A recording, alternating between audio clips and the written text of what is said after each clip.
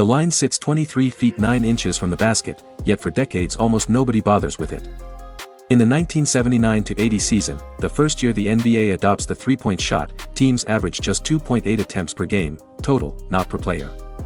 That's barely one shot every quarter, usually a desperation heave. The arc looks more like a novelty than a weapon. The idea, though, begins much earlier. In 1961, the rival American Basketball League experiments with a long-distance line to make its games more entertaining. Fans like the spectacle, but the league collapses after a single season. When the ABA launches in 1967, it revives the three-pointer, and this time it sticks. The ABA lives on highlight reels because of red, white, and blue basketballs and Julius Erving's dunks, but its stat sheets show something just as important: guards like Louis Dampier, who averages 6 attempts a game, proving a deep jumper can be a repeatable skill, not just a circus shot. By 1976 the ABA merges with the NBA, but the older, more conservative league leaves the three-pointer behind. Only after owners worry about stagnant scoring does the NBA finally adopt the line in 1979. Still, coaches distrust it. They believe pounding the ball inside is safer. Even Larry Bird, winner of the first 3 All-Star three-point contests, averages fewer than 2 three-point attempts per game during his MVP years. The stigma is clear: three-pointers are toys, not tools. Data keeps tugging in another direction. The math is simple: a three-pointer carries 50% more value than a 2. By the late 1980s, players such as Dale Ellis begin to test the efficiency. In 1989, Ellis hits 162 threes at a 47% clip, a number equal to shooting about 70% on twos. The advantage is undeniable, but still underused because coaches fear that missing long shot sparks fast breaks the other way. The breaking point comes in the 1990s with a perfect storm of rules and strategy. First, in 1994 the league temporarily shortens the line to a uniform 22 feet.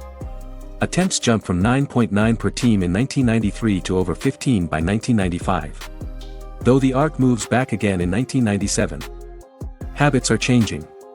By now, players like Reggie Miller, famous for scoring 8 points in 9 seconds against New York, prove that clutch shooters stretch defenses in ways post play cannot. Meanwhile, analytics departments start cropping up across front offices.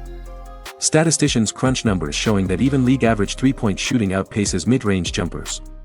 Because the game rewards efficiency, general managers push their teams to seek either shots at the rim or threes from behind the arc.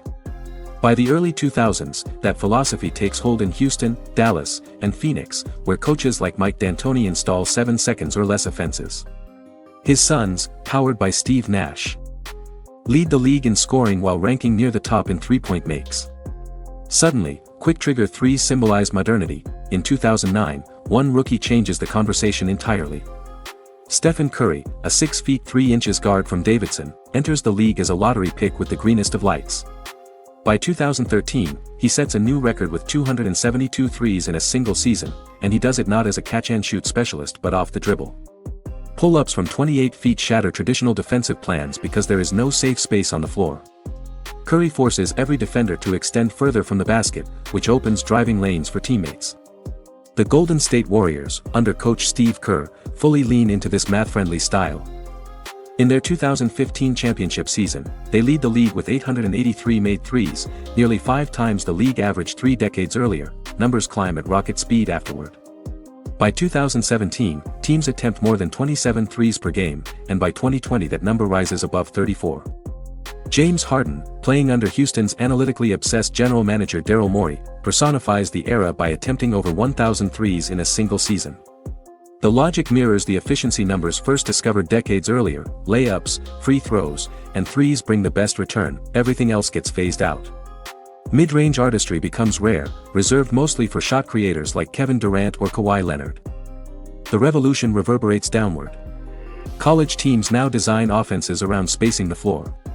High school gyms feature players practicing step-back threes instead of post moves. Even youth leagues showcase kids stopping 3 feet behind the line, inspired by Curry's range. The ripple effect reshapes player development, scouting, and even front office economics, because floor spacing decides roster construction, yet the core remains the same principle first tested in the 1960s: adding a bonus point changes behavior. What seemed like a gimmick becomes the gravitational center of the sport. Today, attempts hover near 40 per game, meaning 1 out of every 3 shots in the NBA comes from behind the arc. Defenses chase shooters 25 feet from the hoop, games stretch wider, and strategy looks unrecognizable compared to the 1970s slow post-ups. The three-point revolution is not just about efficiency numbers. It changes entertainment. Blowouts shrink because a team trailing by 15 can erase the gap within 4 possessions.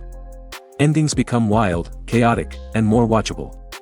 Attendance rises and TV audiences grow, directly tying back to the excitement first imagined decades earlier, from an experimental line in a short-lived league, to a curiosity ignored by legends, to the primary weapon of a global game. The arc outside the paint defines basketball's modern identity.